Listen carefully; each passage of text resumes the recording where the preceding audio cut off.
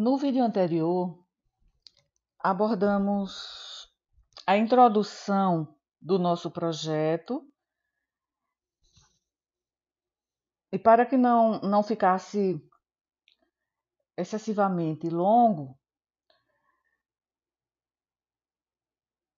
continuamos agora nesse segundo vídeo abordando a justificativa, os objetivos e os métodos do projeto.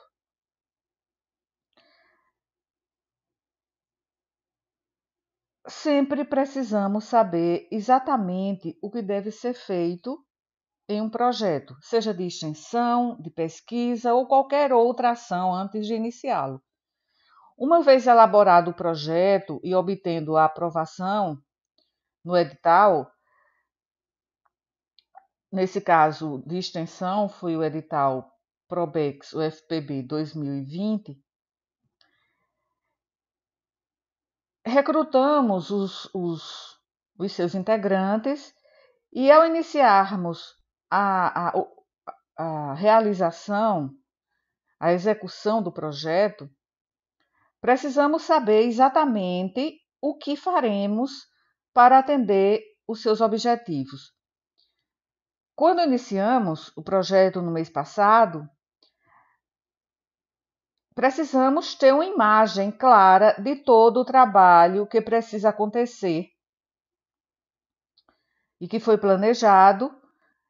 E à medida que o projeto vai avançando, é preciso manter esse escopo, muitas vezes fazendo atualizações, porque o plano precisa ser adaptável.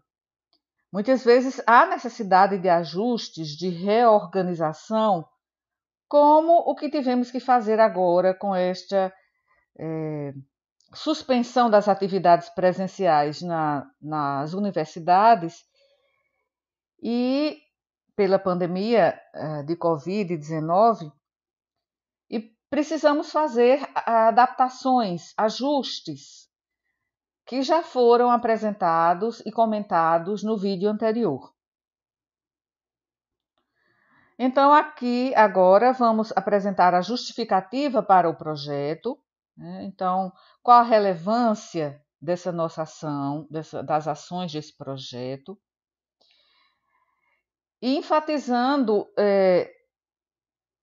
a partir da justificativa, os objetivos, o que pretendemos alcançar, e a metodologia, o caminho que vamos percorrer para atingir esses objetivos.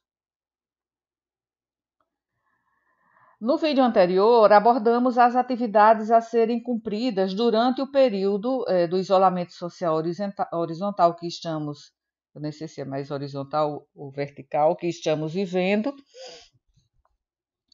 E ainda em um terceiro vídeo abordaremos a fundamentação teórica, analisando conceitos básicos, revisando ideias atuais sobre deficiência, sobre acessibilidade no hospital, sobre políticas públicas sobre acessibilidade e conceitos relacionados. Muitas vezes conceitos, questões que vão surgir à medida que nós caminhamos.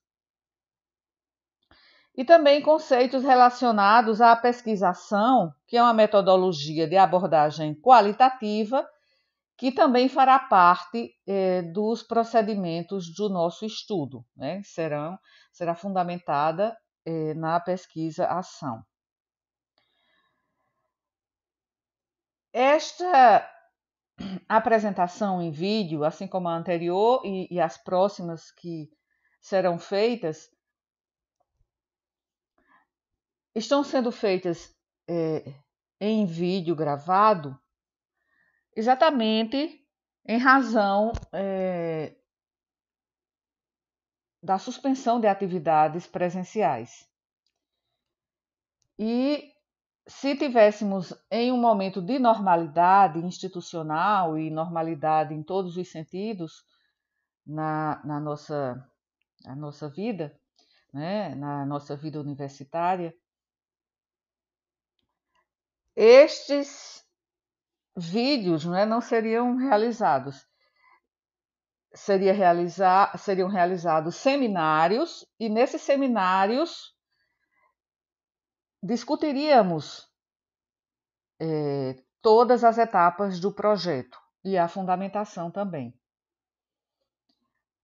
No entanto, uma das adaptações que precisamos fazer foi esta, de apresentar o projeto de uma forma mais detalhada por meio de vídeos. E assim como as reuniões que faremos, reuniões de discussão com a equipe, que é pequena, será feita através de telereuniões, até que finalmente acabe esse momento, né, de excepcionalidade. Sabemos que mesmo pequenos projetos de extensão desenvolvidos em nível local, implicando habilidades relativamente simples, fornecem benefícios diretos aos seus participantes e têm chances de mobilizar a atenção das pessoas e o envolvimento ativo da comunidade. Em qualquer situação, com cenas institucionais favoráveis ou desfavoráveis, sempre é possível fazer algo para que o projeto de extensão responda às necessidades que identificarmos na realidade, né, na prática.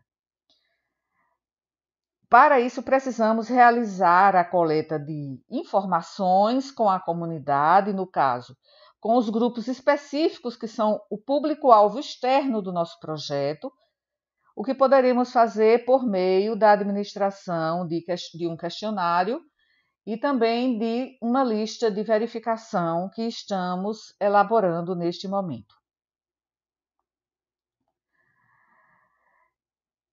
Nosso público nosso público externo é constituído por grupos de acesso mais difícil e outros com menor poder de visibilidade, que normalmente não são envolvidos em projetos de extensão.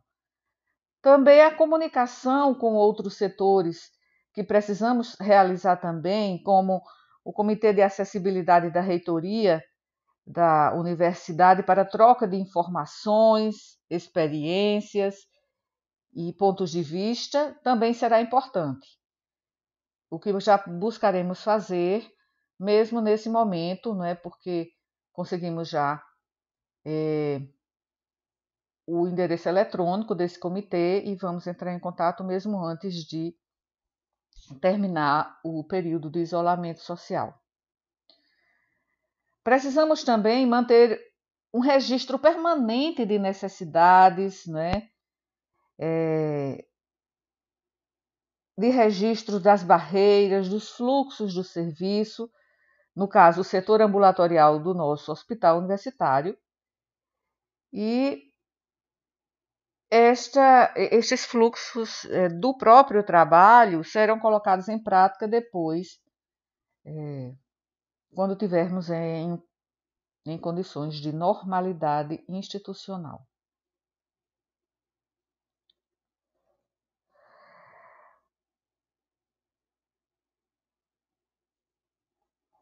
Quem são os públicos-alvo de nosso projeto? Um público-alvo é um segmento da população que tem características específicas em relação a determinados aspectos que nós buscamos e que identificamos, ou que é afetado especificamente por uma determinada condição, ou que enfrenta problemas, barreiras, obstáculos. As características específicas no caso deste projeto são deficiências, e o problema que pode afetá-los são barreiras possíveis à acessibilidade, à sua acessibilidade. Os usuários com deficiências, aqui acabamos escrevendo necessidades especiais, mas esta terminologia não é apropriada. Embora seja muito usada, mas a terminologia apropriada é usuários ou pessoas com deficiência. E atendidos no Hospital Universitário Lauro Vanderlei, e também assim como suas famílias. As deficiências podem ser usuários com deficiências físicas, mentais ou deficiências sensoriais, né, auditivas, visuais, com déficit intelectual.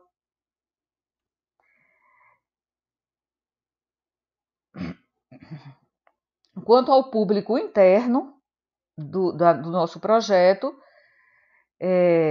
nós temos 3 estudantes de graduação em medicina. É essencial que elas possam aprender com essa experiência e que seja uma aprendizagem significativa. Uma universidade comprometida socialmente é um espaço para educar os futuros profissionais em um mundo de desigualdade, em um mundo de injustiça social. Esses alunos, futuramente, daqui a poucos anos, serão pessoas capazes de encontrar seu lugar no mercado de trabalho e produção, mas não apenas no mercado de trabalho, mas também que sejam pessoas profissionais que também sejam conscientes e sejam responsáveis pelo mundo, não é? Quer dizer, responsáveis no mundo e na sociedade onde eles vivem, onde elas viverão, e se comprometerão com a causa pública. Estas são premissas do Ministério da Educação. É por isso que a extensão deve ser considerada um pilar importante das políticas acadêmicas e que redefine linhas de programas de pesquisa e ensino, por causa justamente da indissociabilidade entre extensão, ensino e pesquisa. No ensino, porque o impacto na educação dos alunos participantes é também um dos nossos objetivos.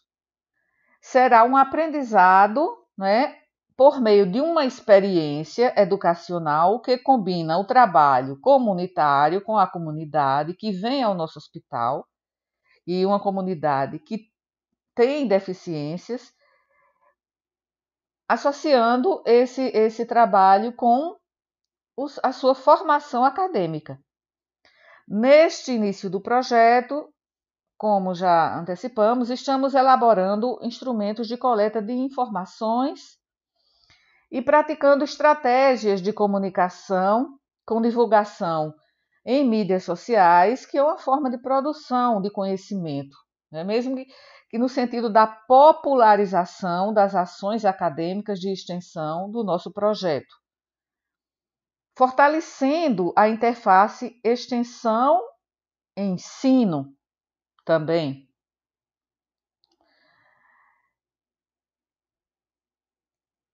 Neste mês de abril, as alunas extensionistas Cândida Virlene, Daniele Dantas e Renata Freitas já estão participando na elaboração das ferramentas de coleta de informações que usaremos no momento oportuno e também na produção de vídeos curtos, informativos, instrucionais, voltados ao público em geral,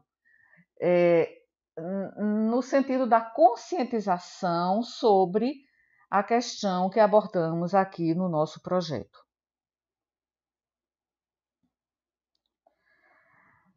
A justificativa, pretendo apresentar de uma forma mais rápida, mas é porque essa justificativa é o porquê, né? É o que nos levou a elaborar e executar, submeter e executar esse projeto de extensão. Uma delas é a relevância social.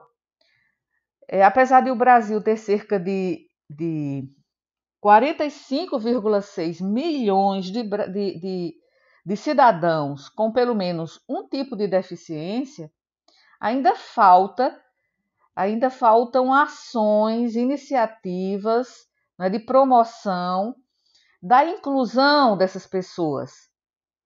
E também isso é mais observado nos próprios serviços de saúde. Segundo o IBGE, o Instituto Brasileiro de Geografia e Estatística, com base no Censo Demográfico de 2010, no Brasil há cerca de, como já disse, vou rever aqui o número, 45,6 milhões de cidadãos com mobilidade reduzida, por várias razões. E isso representa 24% da população brasileira, ou seja, 24% de 209 milhões e 500 mil brasileiros. E desses 45,6 milhões, mais de 35 milhões apresentam problemas visuais. Mais de 13 milhões, aproximadamente, têm dificuldade motora. 10 milhões, aproximadamente, apresentam perda auditiva. E cerca de 3 milhões têm deficiência mental ou intelectual. Atualmente, os portadores de deficiência são amparados por lei federal, a Lei Brasileira de Inclusão da Pessoa com Deficiência, que é uma lei relativamente nova, porque entrou em vigor em 2015, ou seja, há 5 anos apenas. E essa lei, ela estabelece normas e direitos das pessoas com deficiência, possibilitando a elas o direito de serem incluídas socialmente. E para isso, é preciso superar as barreiras estruturais e sociais. Ter uma limitação não significa diminuir os direitos e deveres dessas pessoas.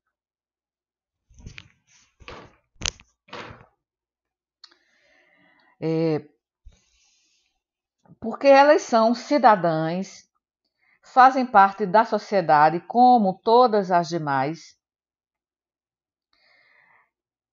e têm os mesmos direitos aos benefícios, à participação social, à saúde, à educação e a todos os direitos fundamentais do cidadão. Um olhar voltado para essas pessoas permite perceber a complexidade e as dificuldades que elas enfrentam, principalmente em situação de doença.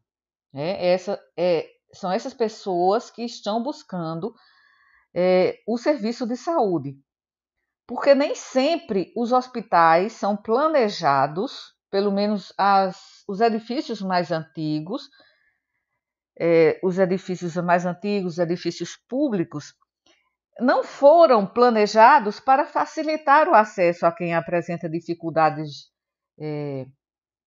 de mobilidade por várias deficiências de várias naturezas. Então, aí colocamos esse primeiro tópico aqui, né, que é a apreciação da acessibilidade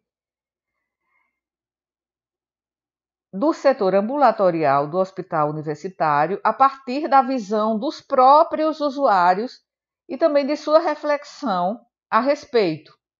em conjunto com a observação nossa pela equipe do projeto, por meio da troca de saberes, para encontrar maneiras de superação, ou então identificar esses obstáculos, essas barreiras, segundo a visão dos próprios usuários, e incentivar, estimular, indicar, né,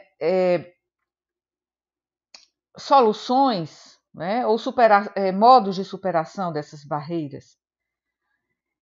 E uma outra razão importante é que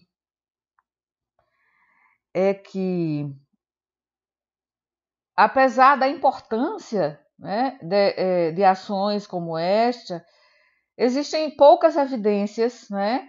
Existem poucas evidências sobre essas barreiras de acesso à saúde entre as pessoas com deficiência. Nem todos os profissionais que atuam nos serviços de saúde têm o conhecimento de que o ambiente e suas características, né, o seu espaço físico e outros aspectos importantes podem influenciar no atendimento integral à pessoa com deficiência. A equipe de saúde pode também não ter o conhecimento de habilidades e de atitudes positivas adequadas para atender às necessidades dessas pessoas com deficiência. Então, há áreas específicas de déficit educacional nos profissionais da saúde. E estão relacionadas a habilidades de comunicação, a conhecimento mesmo, e a informações sobre deficiências, sobre serviços de apoio, né? E conhecimentos específicos de sua profissão relacionados ao atendimento dessas pessoas. E as necessidades dessas pessoas com deficiência podem nem ser abordadas nos currículos de profissionais da área da saúde. Esse projeto nós elaboramos com o intuito de agregar estudantes de vários cursos de graduação, inclusive de arquitetura, não só da área da saúde, né, mas na área da saúde, de fisioterapia, de nutrição, de enfermagem e de arquitetura, de psicologia. Mas duas alunas de terapia ocupacional, duas alunas de terapia ocupacional manifestaram interesse de participar, mas posteriormente perceberam que não haveria disponibilidade pessoal para se dedicar às ações do projeto. Infelizmente, porque queríamos fazer um projeto em que houvesse uma integração entre alunos de vários cursos de graduação. E isso enriqueceria muito, né, cada um deles. Nós também, professores, e também temos a servidora Isabela também, que participará do projeto, enriqueceria, né, trazendo demandas, né, e trazendo saberes desses outros cursos. Pode ser possível em uma outra vigência, né, em uma outra submissão, em que possamos fazer uma divulgação mais ampla. Então, essa questão, a questão de formação é muito importante, né? Na formação de graduação, os estudantes não costumam ter, a não ser os estudantes da própria área de do próprio curso de fisioterapia, terapia ocupacional, arquitetura, mas não tem durante o ensino de graduação uma formação nesse sentido. E já estamos com 25 minutos. Nesse sentido, vamos oferecer agora com essas disciplinas suplementares que a Pró-Reitoria de Graduação propôs e foi aprovada pelo CONCEP hoje. Mais tarde nós vamos ler a minuta não, né? A resolução resultante desta aprovação, para oferecermos, durante o período da pandemia, oferecermos aos estudantes que se interessarem, por meio, né, por meios remotos, né, através da internet, de disciplinas que serão disciplinas, digamos, suplementares e que posteriormente podem até ser incluídas, né, como disciplinas optativas. Então, isso, nesse caso, tendo na revisão da literatura, observando essa questão do déficit educacional dos profissionais da saúde nessa questão, então vamos oferecer uma disciplina, né, um componente curricular relacionado a esse objetivo instrucional.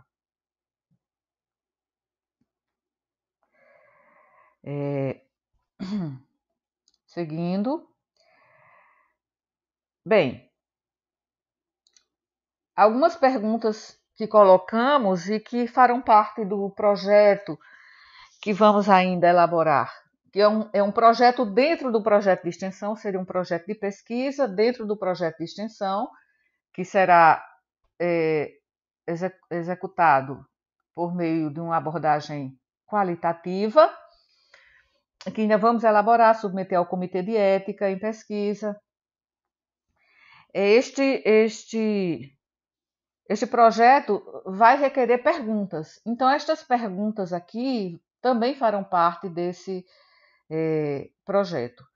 Os profissionais dos serviços de saúde percebem que barreiras do ambiente podem prejudicar o atendimento à pessoa com deficiência?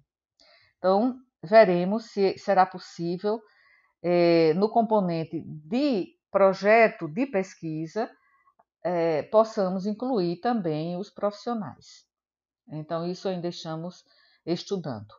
E outra pergunta que essa sim queremos responder com essa pesquisa dentro do projeto de extensão é se o nosso hospital universitário está preparado para receber adequadamente seu público com deficiência ou mobilidade reduzida. Procuramos evidências empíricas sobre essa pergunta, esta segunda pergunta, e encontramos um trabalho, esse trabalho que está aqui referido, de Costa e Scarano, Orientação Espacial em Hospital Público Universitário. Esse estudo mostrou que o nosso hospital não está preparado para receber adequadamente seu público com deficiência ou mobilidade reduzida. Esse estudo foi publicado nos anais, com o texto completo, nos anais do 3º encontro da Associação Nacional de Pesquisa e Pós-Graduação em Arquitetura e Urbanismo, que foi realizado em São Paulo em 2014. É importante que os serviços de saúde ofereçam atendimento adequado e responsivo a todos os usuários do serviço. Entender por que a mudança é necessária é fundamental para alcançar essa mudança. Então, isso também faz parte da justificativa do nosso projeto. Portanto, é necessário que os que trabalham no sistema de saúde desenvolvam uma consciência das muitas barreiras que as pessoas com deficiência podem enfrentar. E então, pensem criativamente como as mudanças podem ser feitas.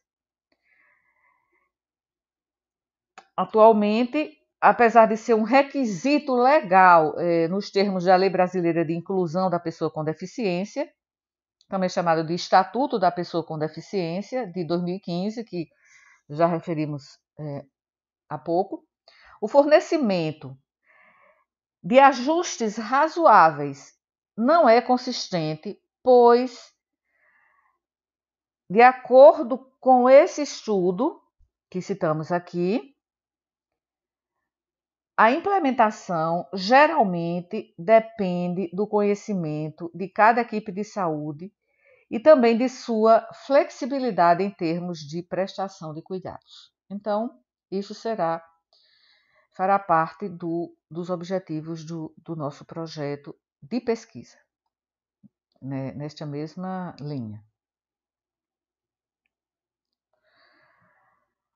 A equipe de saúde precisa, vamos ver se já estamos com 31 minutos. Vamos apresentar este slide apenas para que não fique muito longo. Os vídeos muito longos são cansativos. Eu tenho produzido alguns vídeos longos, né? E são cansativos para quem elabora e para quem assiste, né? Isso também faz com que não estimule o interesse de quem está interessado nessa temática. Então, depois deste diapositivo, na verdade, depois desse diapositivo, já vamos abordar os objetivos. Então, os objetivos ficarão para o próximo vídeo. O que acontece é que começamos a apresentar os tópicos, e aí os tópicos, ao serem desenvolvidos, acabam se desdobrando em outras questões e o tempo acaba passando. Então, a equipe de saúde, né? Isso é o que é preciso ficar assim bem claro na nossa justificativa do projeto, é que a equipe de saúde precisa estar ciente dos problemas de saúde mais prevalentes para que uma abordagem proativa desses usuários possa ser adotada. Mais importante é que as atitudes negativas e que são muitas vezes discriminatórias em relação às pessoas com deficiência, por parte dos próprios profissionais de saúde, devem ser desafiadas e eliminadas. A discriminação consciente e aquela também que é inconsciente contribui para as terríveis iniquidades em saúde, ou seja, as desigualdades. Às vezes, o estigma e a discriminação são o principal obstáculo à participação plena e igualitária destes pacientes. Às vezes começa pela questão da comunicação, a comunicação inadequada com pessoas com deficiência. Não só o deficiente, a pessoa com deficiência visual e a pessoa com deficiência auditiva, ou a pessoa com deficiência intelectual. Mas as pessoas, de uma forma geral, que têm deficiências motoras, né, limitações motoras também, há 4 vídeos que produzimos e estão publicados no meu canal, que aborda justamente a desigualdade e a discriminação nos serviços de saúde, né? Então, a discriminação, então fizemos uma revisão sobre essa questão e observamos, né, que esse também é um problema, a discriminação. No vídeo anterior, colocamos um slide em que estava estampado o título de um livro que é muito interessante. O título de um livro que é o seguinte: é preciso mais do que rampas para resolver a crise dos cuidados de saúde de pessoas com deficiências. Esse livro já citei, fiz a citação no vídeo anterior.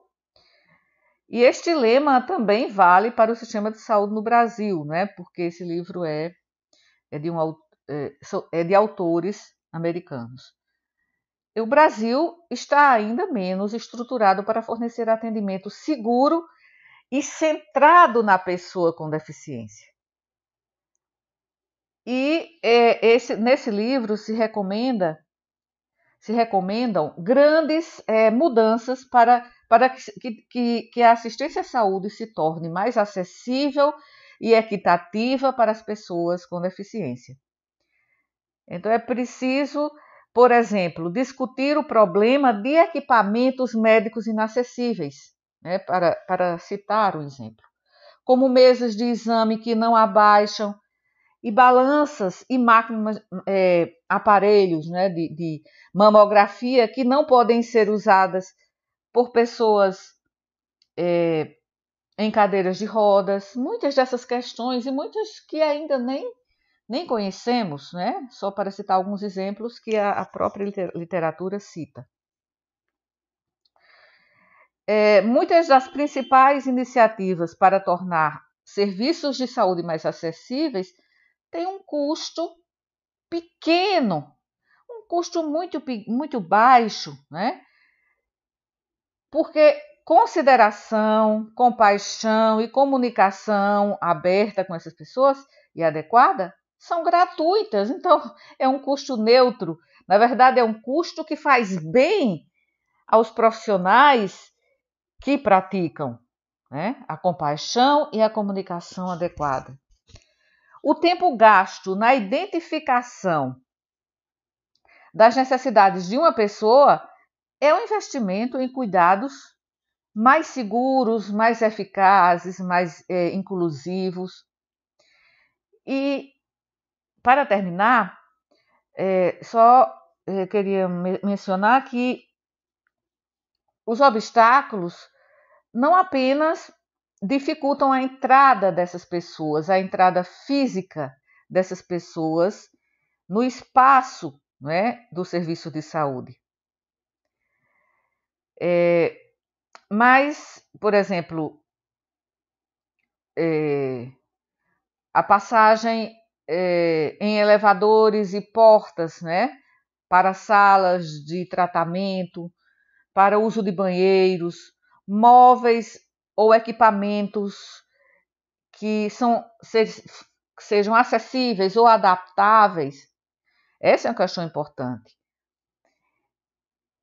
Mas também tem outra questão que é a barreira da comunicação.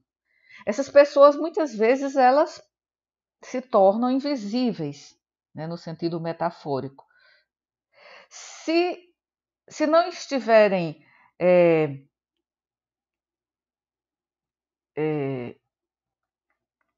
se não estiverem cientes desses problemas, os profissionais não percebem nem as barreiras físicas, nem as barreiras de comunicação,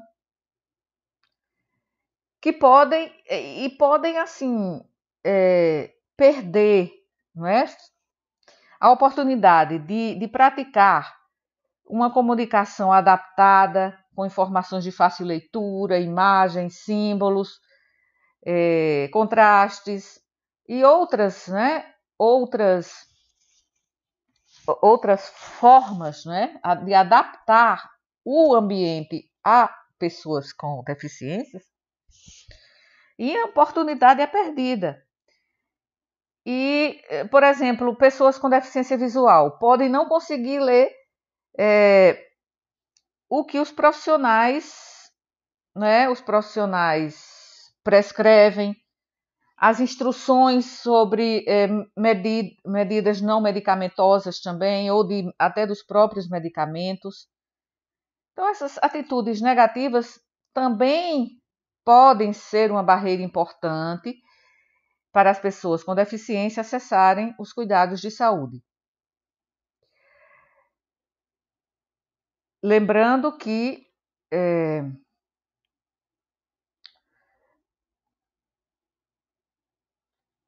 essas barreiras menos reconhecidas e menos compreendidas, menos, digamos, que não são, né, não são objeto, né, de ciência dos profissionais, com pessoas com deficiência, tanto deficiência física, motora, como cognitiva, como psicossociais, né, deixa passar, né? Então, e muitas vezes a própria manifestação de estigma, né? Então, eu sugiro que vocês do projeto assistam a esses vídeos, podem assistir, né, de forma intercalada, porque são 4 vídeos e que ficaram realmente ficaram desfavoravelmente longos, né, de forma a serem cansativos, mas eu sugiro que vocês assistam a esses vídeos que estão no meu canal, né? Que é a questão da diversidade e discriminação nos serviços de saúde. Acredito que é este o título. Bem, eu vou terminar agora este vídeo e no próximo passo para os objetivos e em seguida para a metodologia do projeto. Então, até o próximo. Até o próximo, que serão os objetivos. 42 minutos. 42 minutos e meio.